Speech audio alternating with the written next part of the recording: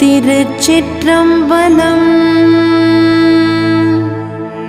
ஆண்டானை அடியேனை ஆளா கொண்டு அடியோடு முடிய என்மால் அறியா வண்ணம் நீண்டானை நெடுங்களம நகரான் தன்னை நேமிவான் படையாழ்வில் உறவோன் ஆகம் கீண்டானை கேதாரம் மேவினானை கேடிலிய கிளர் பொறிவாள் அறவோடு என்பு பூண்டானை புள்ளிருக்கு வேலூரானை போற்றாதே ஆற்ற நாள் போக்கினேனே.